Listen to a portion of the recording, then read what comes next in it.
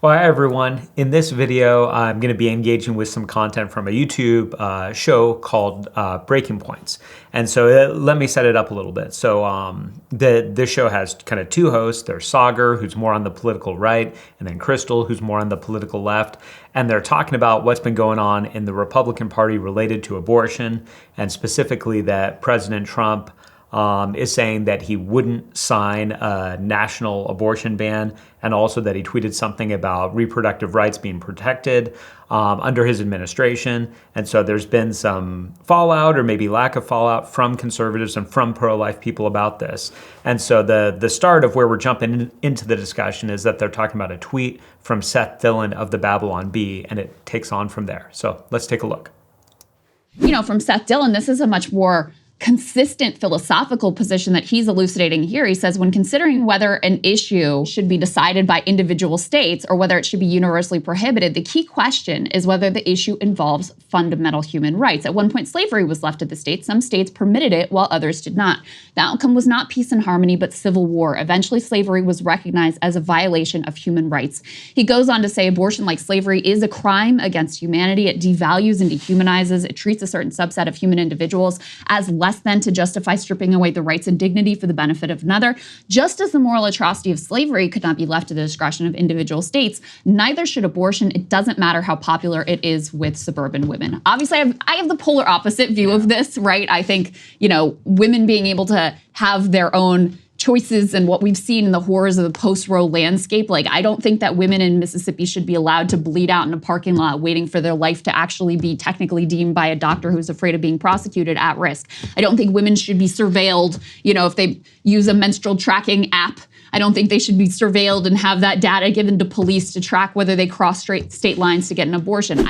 As a quick pause on this, she's bringing up, and this is often what happens in debates about abortion, she's bringing up outlier cases to make the case that abortion should be available to all. And so instead of dealing with the idea, and this is one of the unfortunately dishonest things that goes on surrounding debates about abortion, is that people will say, well, you have a very extreme view. You don't believe in abortion in cases of rape or in cases of incest. And they'll sort of go on about that. And then if you were to ask them, like if we were to ask her, like, all right, how about we change the laws to kind of streamline it, where if the mother's life is in danger and we set up some provisions, you know, as far as all of that, would you be okay about then just outline the vast majority of abortions that are basically elective abortions? Would you be okay with that?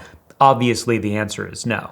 But what she's bringing up, and it's going to end up in sort of an odd discussion here, is that she actually sees an ideological consistency in the view that Seth Dillon put out, which is that even though as pro-life people, many of us feel like it's an advantage, it's a movement in the right direction to have Roe v. Wade struck down and to have the decisions about abortion go back to the states, that was never the end game. We see it as a positive thing. And so Seth Dillon is pushing further on this, of saying that we're not satisfied with that. We do think that there should be a national abortion ban because we think that this is murder. I think that should be nationwide. His position here is ideologically much more morally consistent than the, yes, we think it's fine to murder babies in California, but not in Mississippi line. Okay. But the problem is, and again, as a leftist, I very much sympathize with the position that they're in.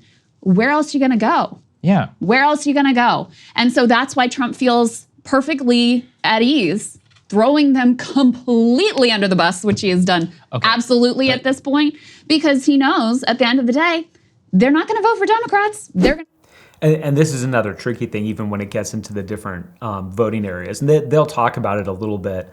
For people that the pro-life stance is very important, the Republican Party is still going to be more closely aligned than the Democratic Party would be. That's still is clearly the case.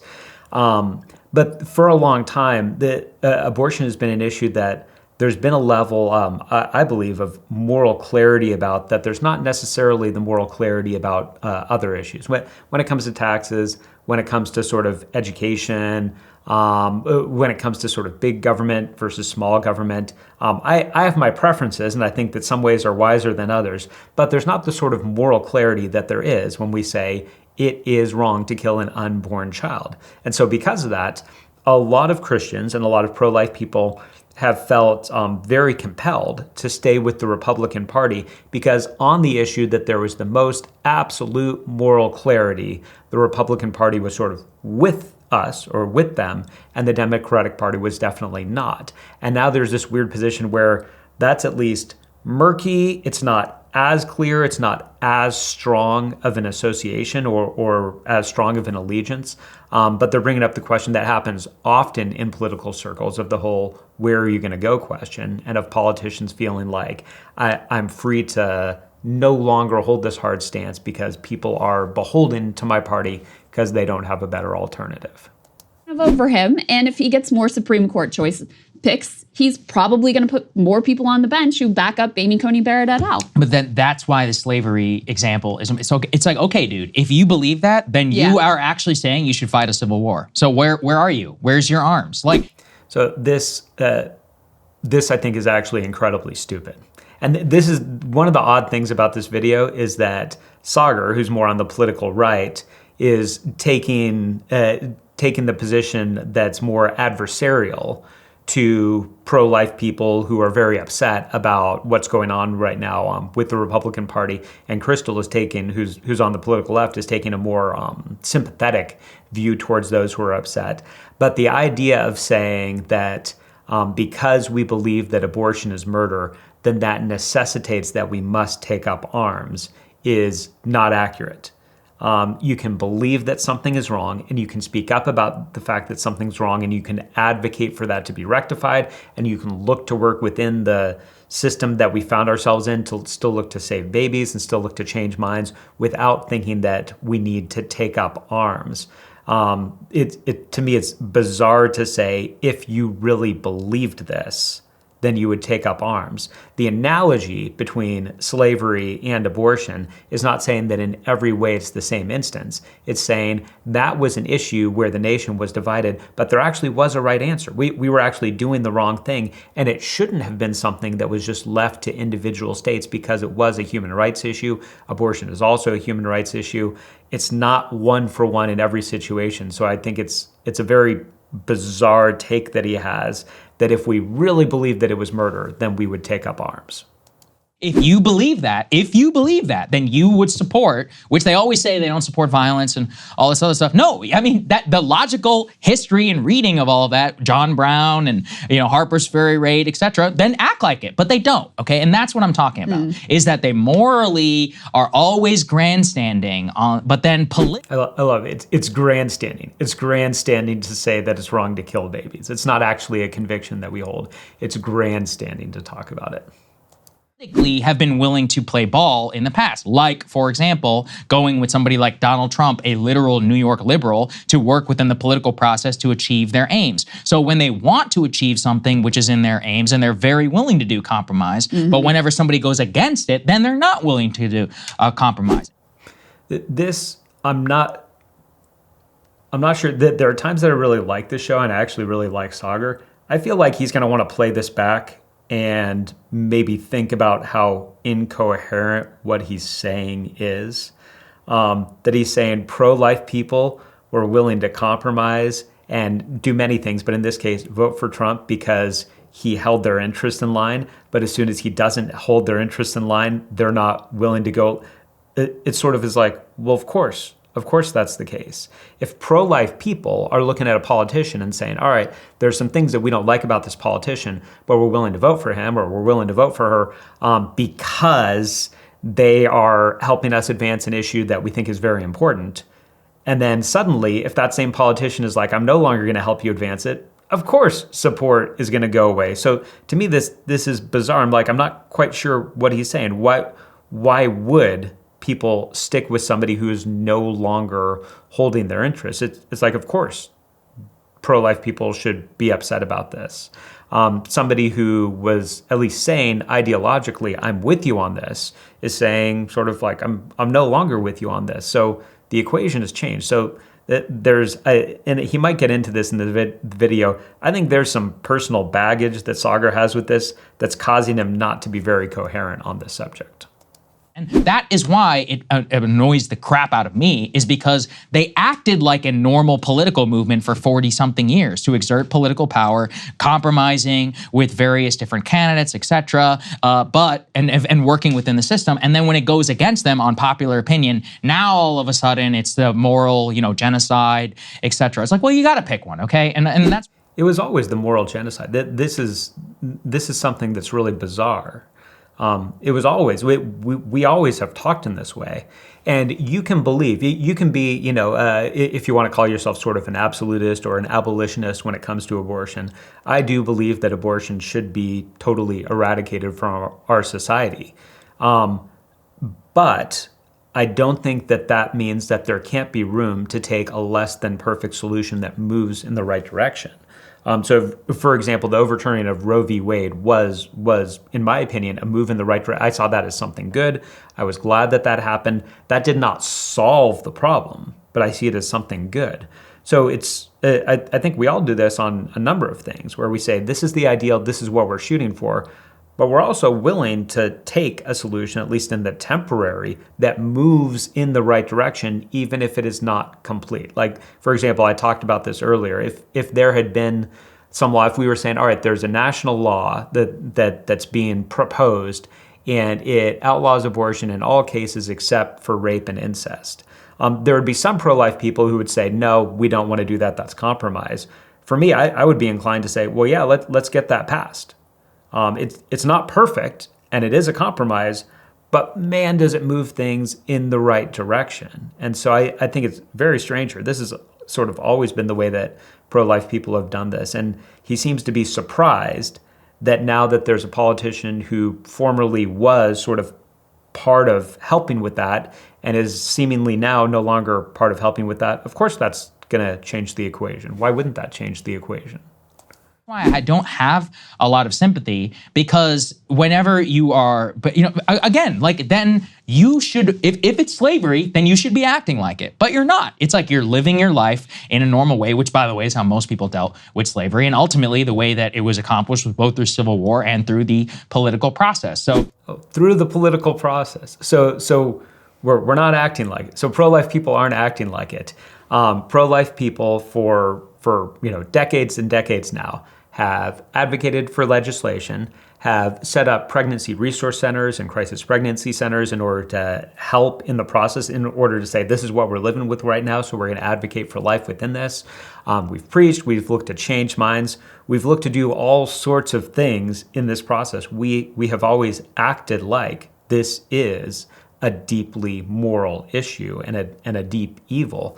So it's not a sudden thing. It's not a sudden change. It's not as if the situation was that a whole bunch of pro-life people, or at least the pro-life people as opposed to politicians, were saying, hey, this is a real murky issue where sometimes abortion is right and sometimes it's not. We've pretty much have always been saying it's not right. What's changed is not the pro-life people. What's changed is politicians taking less of a strong stand with the pro-life people. That's actually just how living in a literal society works, in a multi-ethnic, homogenous, or multi-ethnic, heterogeneous society with various different political coalitional interests. So I don't have a lot of sympathy for that rhetoric, because if it was true, they would be acting totally differently. Well, it's instructive to think about how they ended up with Mike Pence on the ticket, which was their pick. Yeah. And how they ended up with these particular Supreme Court justices who were ideologically completely committed to overturning Roe versus Wade, which of course they ultimately did. And that's because at the time, Trump genuinely feared that they may not vote for him. He no longer fears that. No, and he shouldn't. And he didn't have to go through a real primary process. When you recall the Republican primary, one did exist, unlike on the Democratic side, but he didn't participate in the debates. So he basically sort of remained above that primary process and wasn't subjected to, you remember some of the back and forth between like Ron DeSantis and Nikki Haley on the stage about how they'd be on abortion, et cetera, et cetera. He didn't have to go through that process, didn't have to make any promises to anyone about anything. And so now he realizes that this is the most unpopular part of the Republican Party platform, especially post Roe versus Wade, because that's the other thing. The numbers have shifted against them as people have reckoned with what this reality actually means. And so he's doing everything he can to cut his losses here. But, I guess I say I have more sympathy for them because, again, people like Donald Trump, people like certainly Mike Pence, all of these Republicans who, raised so much money and garnered so much support and, became so famous in this movement, claiming that they view things the way that Seth Dillon lays out here. Like at the end of the day, it turns out to be completely hollow, which the pro-life movement, I think, long suspected that was the case. But I see it much more as the moment that this became politically inconvenient for the Republican Party, they, all the stated principles of the past suddenly are just completely wiped clean. She said something there towards the end that I think is largely true. Probably not true for every pro-life person, but the whole thing of that a lot of people in the pro-life movement sort of long suspected that many politicians didn't necessarily ideologically agree with us, but were sort of still taking up the cause. I would say that certainly has been the case with me, with many politicians. I believe there absolutely are politicians out there, and as far as I know, all of them are in the Republican Party just because of where things stand, who I believe are absolutely ideologically, morally, spiritually tied to the pro-life cause. There are people that are absolutely the real deal on this. But I think many of us who are part of the pro-life sort of movement have always known that there are people where we look at them and we say, I don't know how ideological this is, but they're helping they're still helping in some way. But I think one of the things that does is, and this goes broader to just everything that we advocate for as believers, to recognize that while we might end up aligned for a set amount of time with a certain political party and why we might end up voting in a certain way, we always need to make sure that we hold ourselves to, first of all, believing that the ultimate way that real spiritual change and that real deliverance is going to happen is not through politics primarily, even though that can be a useful way of doing good things and doing good to our neighbor, but also that we hold loosely even to a certain allegiance that we have to a person or to a political party. I think the church in many ways can be strong when we are not beholden to a politician or to a political party, but that we are part of holding up the truth to them. There was a quote from the author Walker Percy back from the 70s when abortion was becoming more prominent in the United States. And I should have looked it up beforehand to get it exactly right. But what he basically said is, it seems like the people who want abortion, you're going to get your wish. But he said, the one thing that you're not going to get is you're not going to get to do this without us telling you exactly what you're doing. And that, I believe, is part of what the pro-life cause does need to do, and also needs to do to our politicians, and needs to do with the politicians, whether they're on the Republican Party or on the Democratic Party, to say, all right, we might still find allegiance more easy on one side or another, or we might find ourselves more easily voting on one side or the other, but we are not going to stop saying the truth as we look to advocate for God's healing and peace to be a part of our land, and advocating for the most vulnerable people in our society who are unborn children.